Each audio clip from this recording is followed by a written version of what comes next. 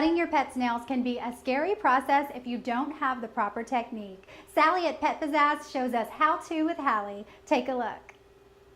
All right, Sally, Louie has just come in to get groomed, and one of the first things you do is trim his nails. Right. So for those of you at home that want to trim your own pet's nails, you're going to show us just how to do it. What will we need to do that, Sally? Okay, first you need a good dose of self-confidence, because if you start out and you're real nervous, your dog is going to sense it and you're going to have a lot of problems. He's going to just start fighting it right from the beginning. So, you know, you need to be sure that you're real comfortable with your dog and you let him know, hey, this is a really good thing. No big problem here. We're going to get this done quick.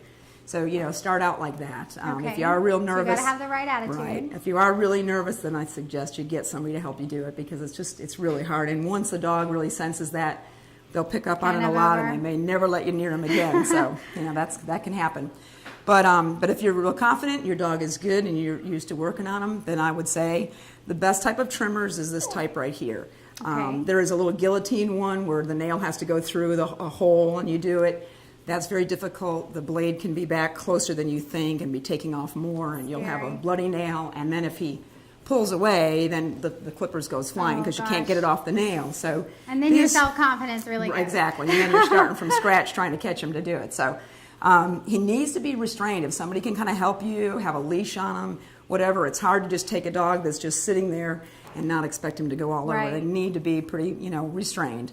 And the next thing is you want to take the nail and you want to hold it between your finger and your thumb. You want to have a lot of control. I don't want to hold the leg back here and have these nails flopping all over. I've got to know just where I'm cutting.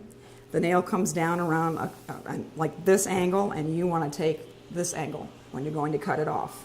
So you're going to come back just like that. Coming straight up and down. Yep. Very good. Almost straight up and down, a little bit on an angle back this way. Okay. So each one we just do like that. And so how do we know how far back to go? Well, you know, that's the trick. When you've got a dark nail, it's hard to tell. If you can be confident your dog is not fighting you, you can whittle a little bit back. There is a space underneath the nail where it's kind of a dead space. You can feel it with your finger. I can feel it right here on this nail. And that's basically what you're going up to, is just to that spot right there. But, you know, just start out just taking the tips off, because I'm going to show you how else you can whittle that nail down without worrying about cutting it.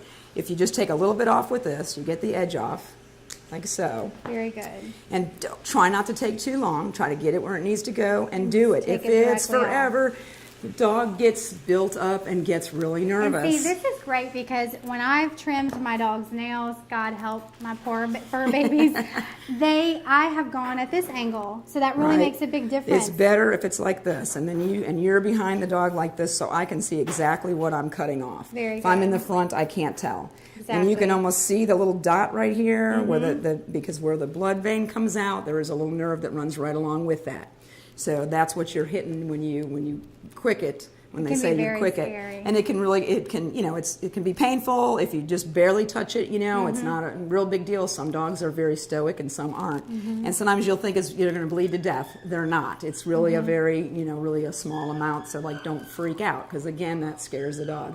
You can take a bar of soap and scrape it along the bar of soap. You can take a pinch of flour, put it on there to stop if it does tend to bleed.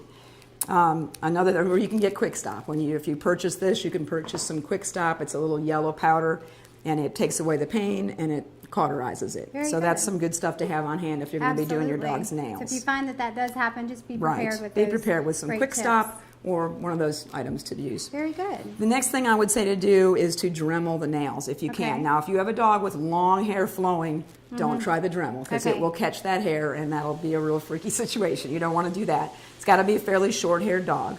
Very good.